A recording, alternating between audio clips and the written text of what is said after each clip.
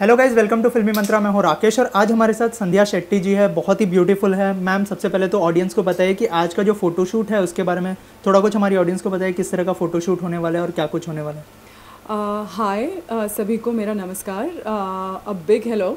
आज का shoot FYI magazine के लिए है। बहुत ही हाई फैशन शूट है जहाँ पर फ़ोटोग्राफ़र जीशा नायर इसे कैप्चर कर रही है और मायशा मेरा मेकअप कर रही है और ईशा आमीन उन्होंने मेरे कपड़े स्टाइल किया है और हेमल शाह ने मेरे बालों को सजाया है। So it's basically a very very high fashion and very very strong pictures.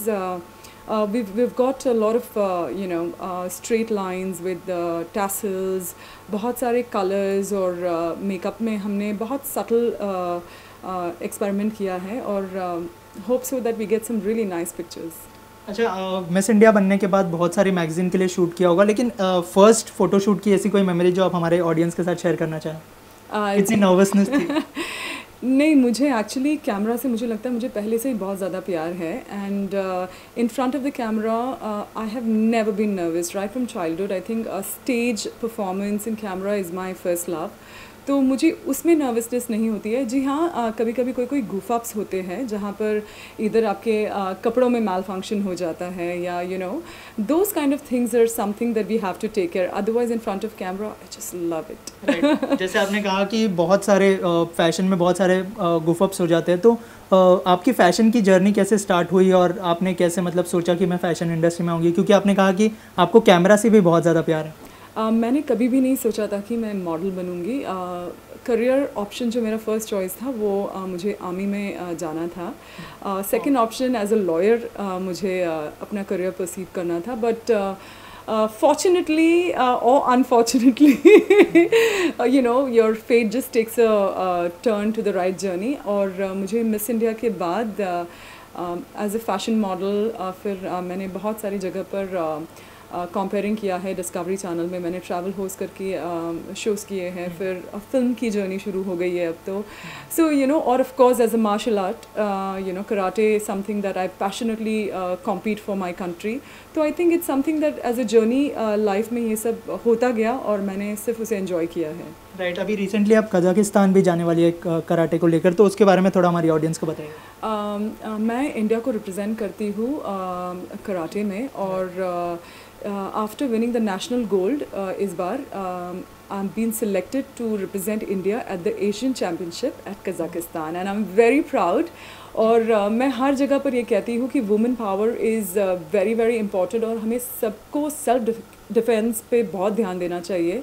और आज हमारी जो फैशन की टीम है इट्स अ गर्ल टीम और ये बहुत ही इंटेंशनली हमने प्लान किया था because I think it's fantastic to work with the women energy, they are beautiful. Right, इसके अलावा आपने कहा कि फिल्मों की जर्नी भी शुरू हो गई है, तो कहाँ पे देख पाएंगे अभी आने वाले समय में कोई अपकमिंग प्रोजेक्ट जो शेयर करना चाहें? जी हाँ, मैंने ऑलरेडी एक बंगाली फ़िल्म की है और 2 इंग्लिश फिल्में की हैं। मैंने एक हिंदी फिल्म अभी ऑलमोस्ट कंप्लीट हो चुकी है, उसका नाम है वो एक मुलाकात। आगे जाके भी बॉलीवुड की जर्नी यस मैंने शुरू तो कर ली है, देखते हैं कहाँ तक पहुँच पाती हूँ। अच्छा, इन दिनों जो है बॉलीवुड में फीमेल सेंट्रिक फिल्में बन रही है, तो ऐसी कोई फीमेल जो प्रोटोगनिस्ट है जिसके ऊपर आप फिल्म बनाना चाहे, बायोपिक का ज़माना है, तो ऐसी कोई स्पोर्ट्स प्लेयर या फिर ऐसी कोई जो पर्सनालिटी जो आपको इंस्पायर करती हो? एज अ स्पोर्ट्स पर्सन बहुत सारी लड़कियां हमारे देश में मुझे इंस्पिरेशन लगती है। मुझे हमेशा से बचपन से शायद PT उषा जो एक है मुझे बहुत आइकॉनिक लगी बिकॉज़ उनकी जर्नी के बाद बहुत सारी लड़कियों ने स्पोर्ट्स के लिए प्रोत्साहन लिया था।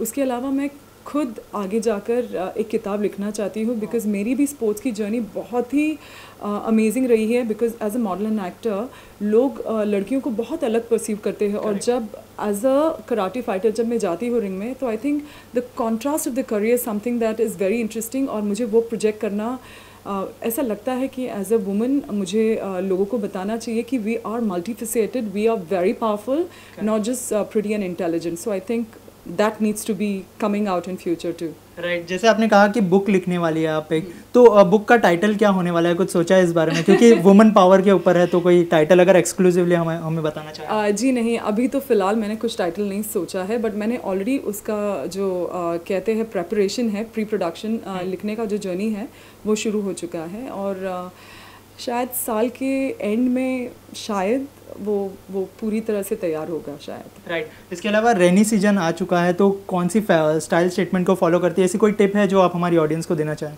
आई थिंक रेनी सीजन में आप जितनी मिनिमलिस्टिक रह सके उतना ज़्यादा अच्छा है। You can wear shorts and you know racer back tees and you know it's comfortable, और बालों को जितना हो सके उतना आप यू नो मिनिमल रखें अगेन, बिकॉज बाल बहुत ख़राब हो जाते हैं रेनी सीजन में।